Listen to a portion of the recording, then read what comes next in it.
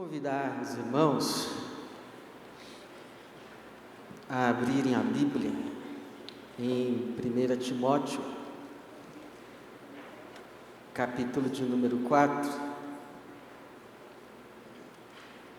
e nós vamos ler a partir do versículo de número 12, primeira carta de Paulo a Timóteo, capítulo 4, lemos a partir do versículo de número 12,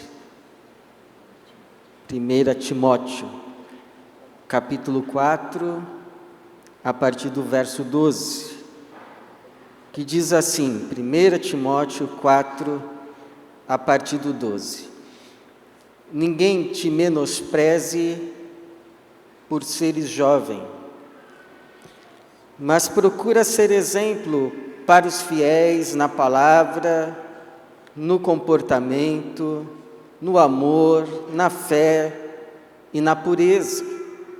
Enquanto aguardas a minha chegada, aplica-te à leitura, à exortação e ao ensino. Não deixes de desenvolver o dom que há em ti, que te foi dado por profecia, com a imposição das mãos dos presbíteros. Ocupa-te dessas coisas, dedica-te inteiramente a elas, para que todos possam ver teu progresso. Tem cuidado de ti mesmo e do teu ensino, persevera nessas coisas, dessa forma salvarás tanto a ti mesmo como os que te ouvem. Senhor, obrigado por esta noite. Mais uma vez o Senhor permite estarmos aqui na Tua presença, sabendo que o Senhor nos contempla, que o Senhor conhece o que se passa conosco e sabe melhor do que ninguém o que precisamos nesta noite. Pedimos então a ministração do Teu Espírito para a Tua glória e para o nosso bem, em nome de Jesus. Amém. Ninguém menospreze tua mocidade. Esse é o slogan, é o motto, o lema da nossa juventude aqui, da nossa igreja, baseado neste texto de Paulo a Timóteo, especialmente o verso de número 12, ninguém te menospreze por seres jovem. E é verdade sim que é possível menosprezar alguém por ser jovem. É possível subestimar alguém por ser jovem.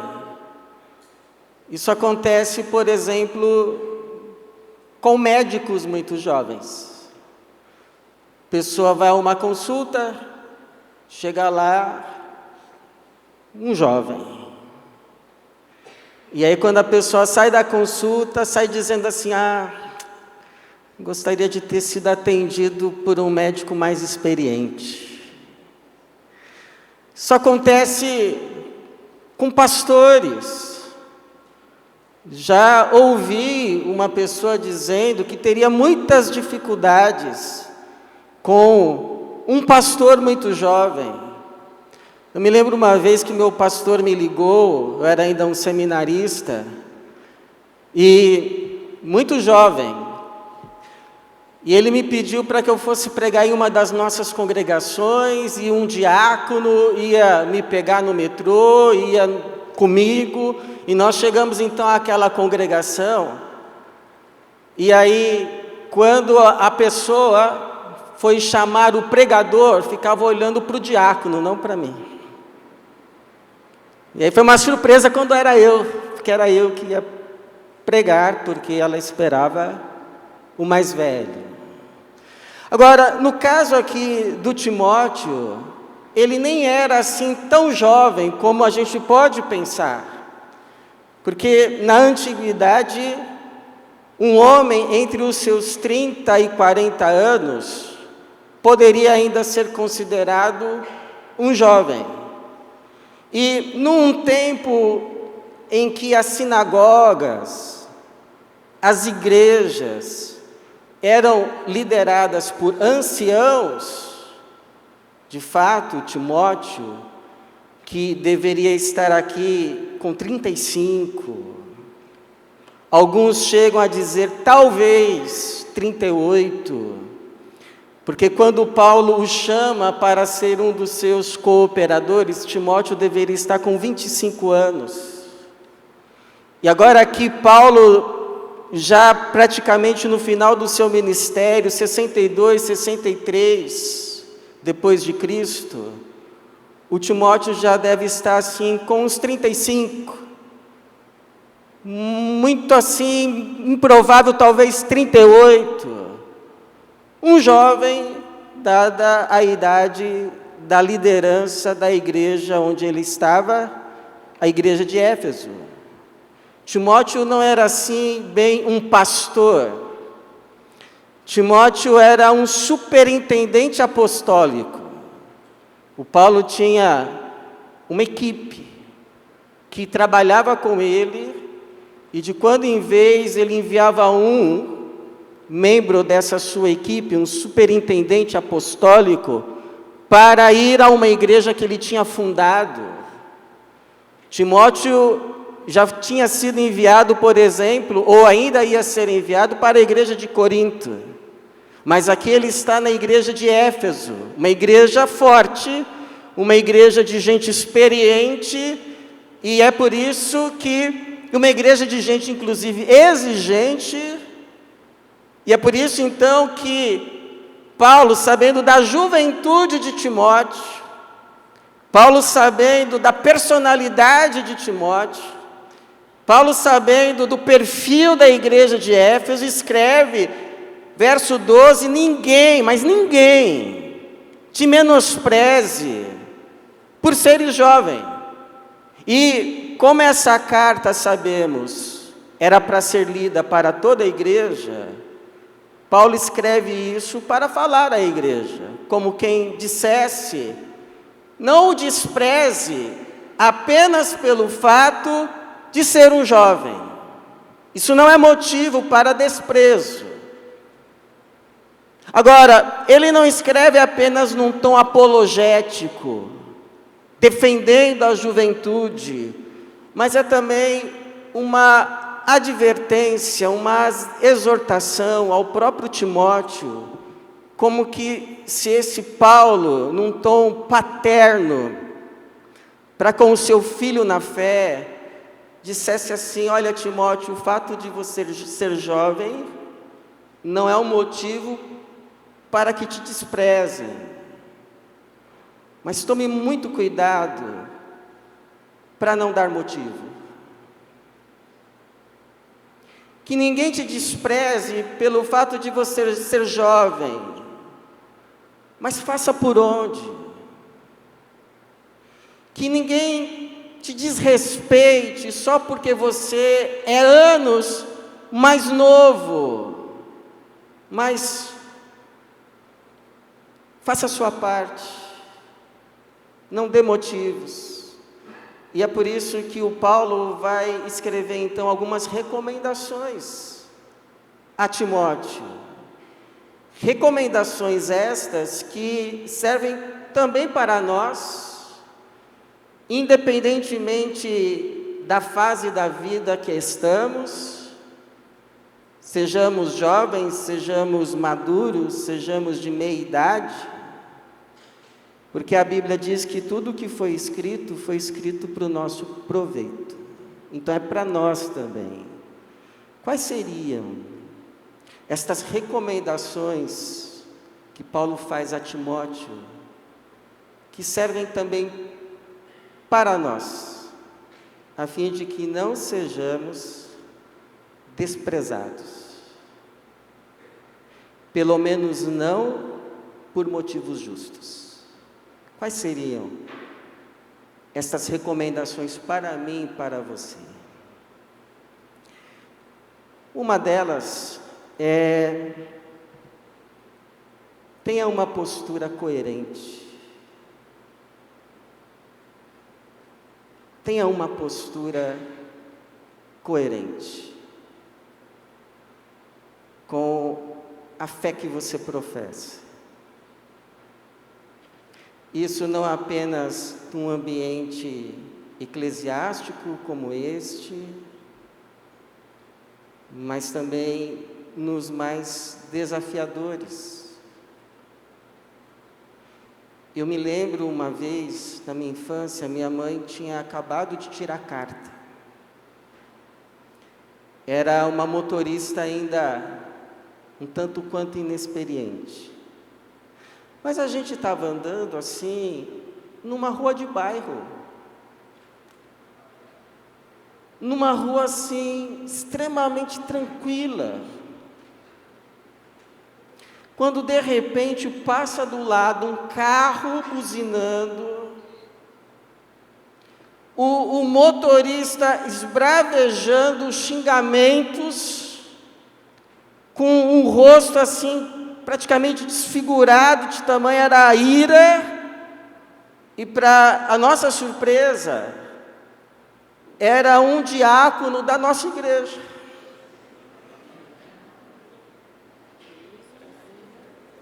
Era um diácono da nossa igreja.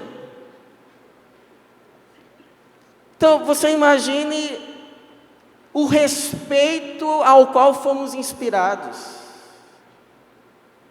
Porque não é uma questão de moralismo, é uma questão de coerência.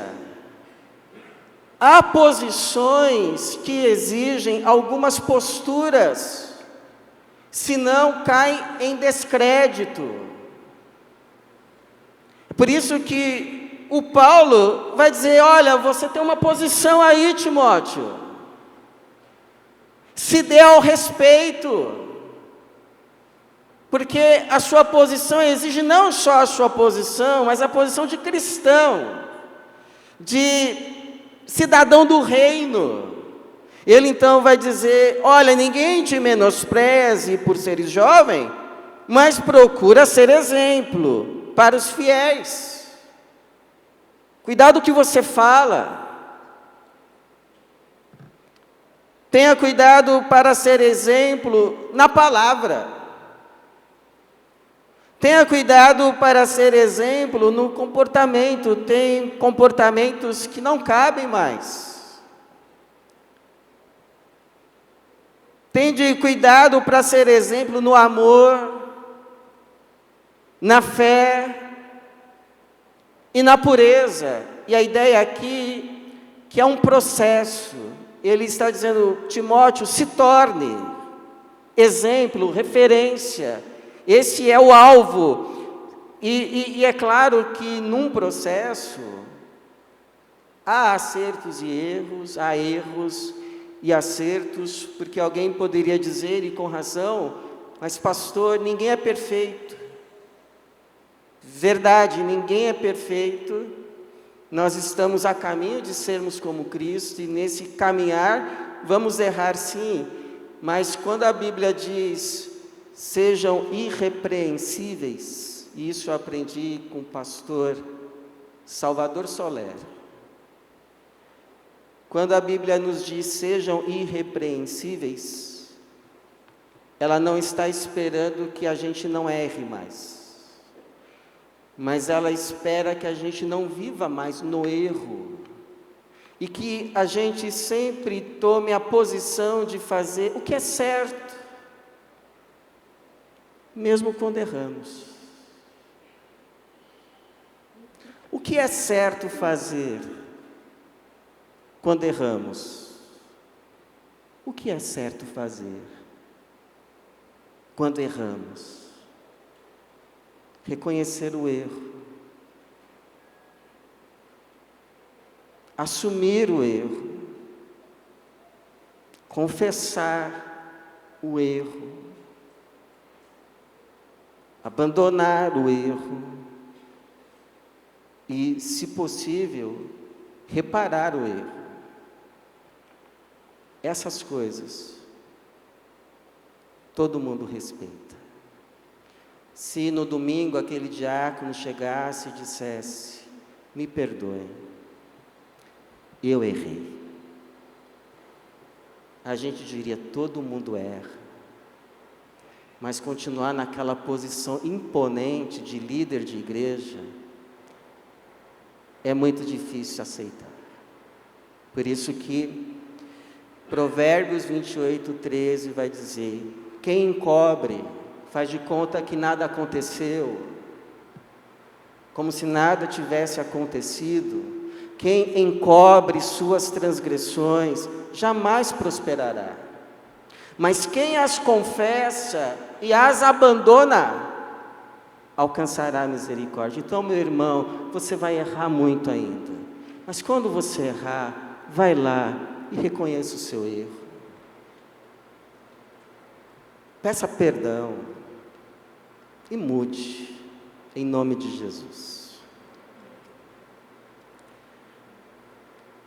Mas o Paulo vai fazer uma outra recomendação. Olha, Timóteo, você é jovem, isso não é motivo para que te desprezem.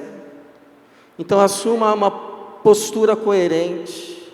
Tem coisas que já não dá mais. Agora, uma segunda recomendação: desenvolvimento contínuo daquilo que você recebeu de Deus, para que todos vejam que você está progredindo, que você não está parado, você leva a sério o que você faz, e você está procurando melhorar no que você faz, porque ainda que você esteja cometendo ainda alguns erros, alguns lábios, até por inexperiência, mas as pessoas vão reconhecer, mas ele está se esforçando, veja, hoje ele já fez melhor, e isso vai gerar respeito. Porque ninguém está esperando que você seja perfeito, mas que você mostre que você quer melhorar, que você quer mudar, que você quer fazer melhor. Isso gera respeito. Então ele vai dizer, versículo 14: não deixes de desenvolver o dom, a capacidade, o carisma, a graça, a dádiva que há em ti. E o Paulo vai dizer que essa graça, o Timóteo recebeu, sabe quando? Na ordenação. Ele vai dizer assim, que te foi dado por profecia, com a imposição das mãos dos presbíteros. Então tem coisas que a gente acha que é só ritual, que é só protocolo, não. O Paulo está dizendo, olha, Timóteo, aquele dia, naquele culto, quando você foi anunciado que você ia ser superintendente apostólico, cumprindo função de liderança nessa igreja, quando estenderam as mãos para você, Deus derramou uma graça sobre você. Deus derramou uma unção sobre você, uma autoridade sobre você, uma capacidade espiritual, um carisma, que te capacita a realizar a sua função. Mas não deixe isso morto, não deixe isso enterrado, trabalhe isso, desenvolva. Porque essas capacidades que Deus nos dá para realizarmos as tarefas que Ele nos confia, pode ter certeza, Deus não nos dá uma tarefa para a qual Ele não nos capacite. No momento em que recebemos algo e nos colocamos de joelho diante de Deus, Deus derrama sobre nós uma graça, uma porção do seu poder, para que você faça aquilo que Ele te chamou para fazer no poder dEle. E esse poder é manifesto, esse poder é visível. Deus se manifesta, porque é como se Ele estivesse corroborando: eu te enviei, eu estou com você, e sou eu que faço por meio de você. E todo mundo percebe, porque a igreja tem discernimento espiritual. Deus deu discernimento. Então Paulo está dizendo, já está aí sobre você, Timóteo.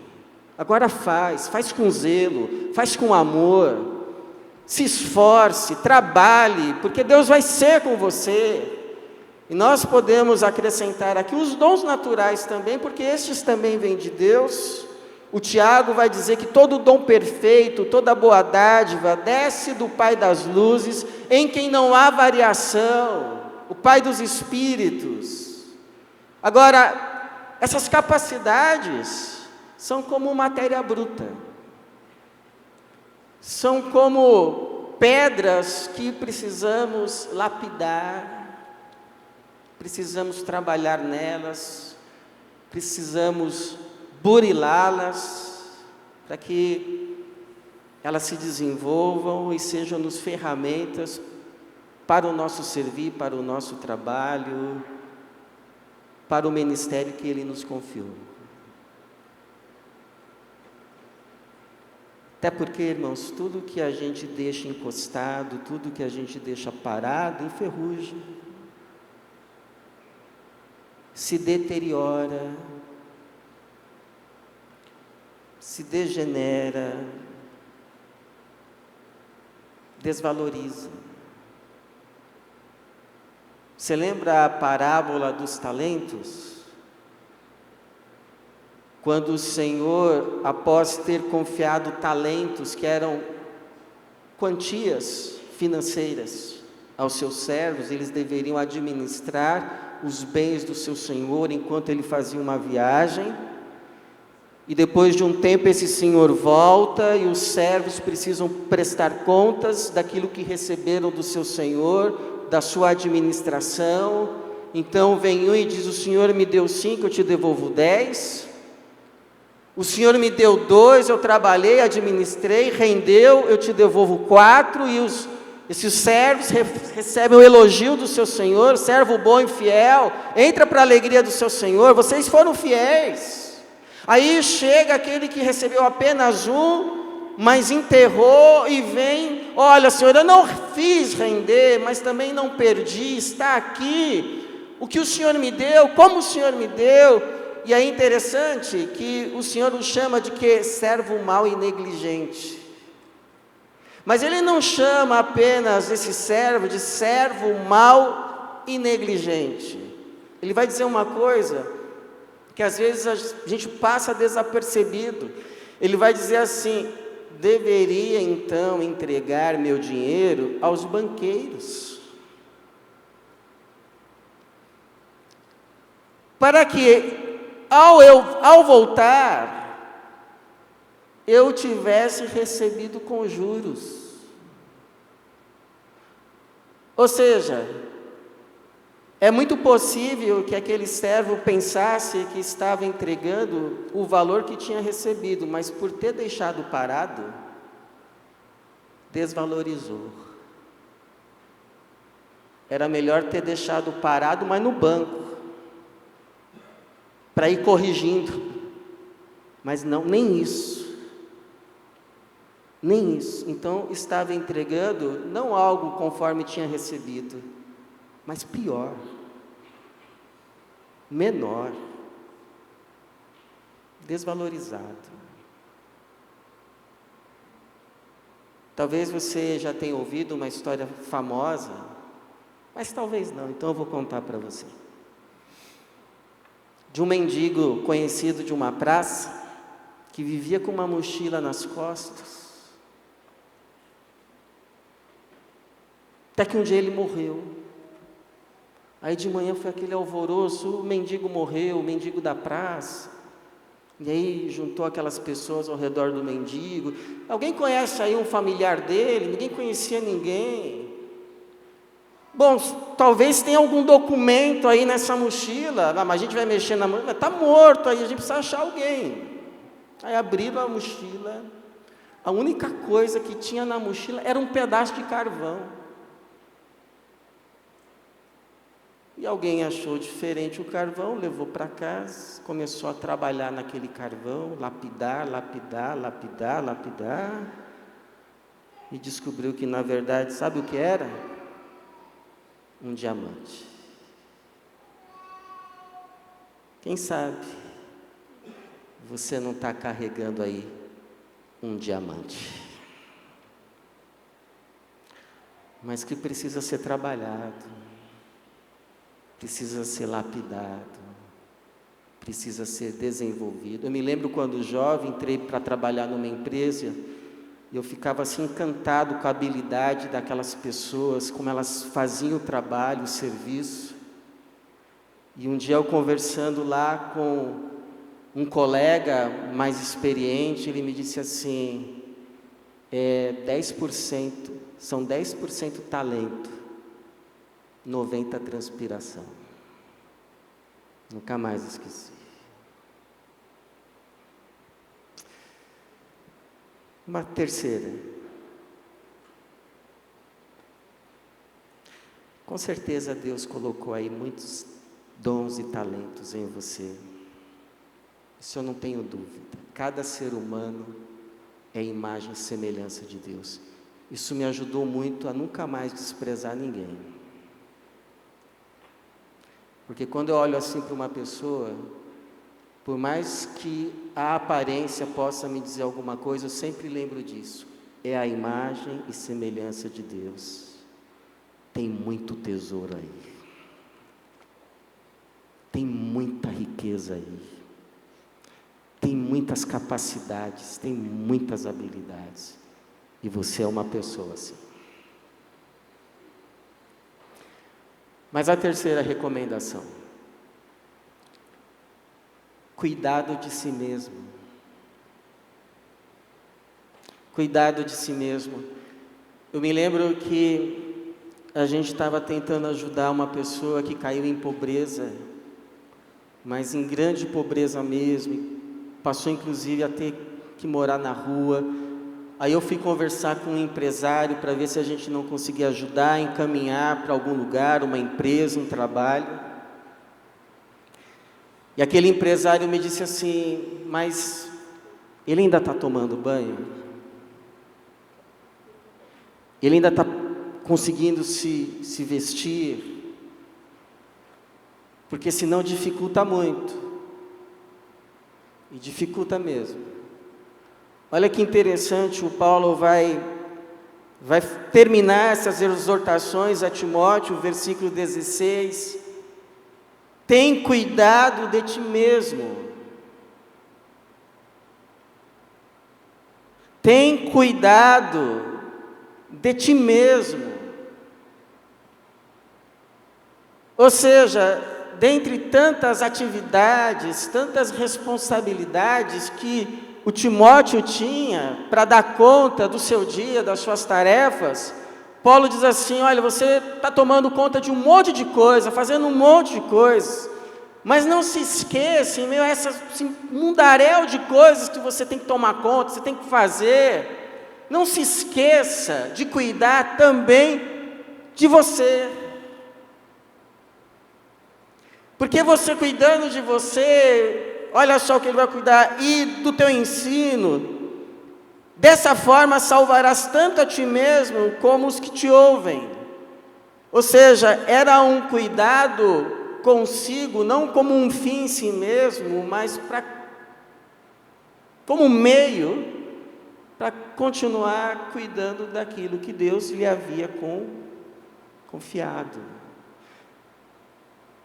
Porque cuidar de si mesmo como o único alvo da vida, como um fim em si mesmo, seria assim, irmãos, um narcisismo injustificável diante de Deus. A pessoa que só vive para si, só se autocultiva, ela é o alvo final da vida dela. Não é isso. Mas um autocuidado como meio para continuar cuidando bem do que Deus confiou, não apenas é justificável, mas é esperado, inclusive indispensável diante de Deus. O Charles Spurgeon, que foi um pastor inglês do século XVIII, ele escreveu algo que eu compartilho com você. Ele escreveu assim: em certo sentido, somos as nossas próprias ferramentas. Portanto, precisamos nos manter em ordem.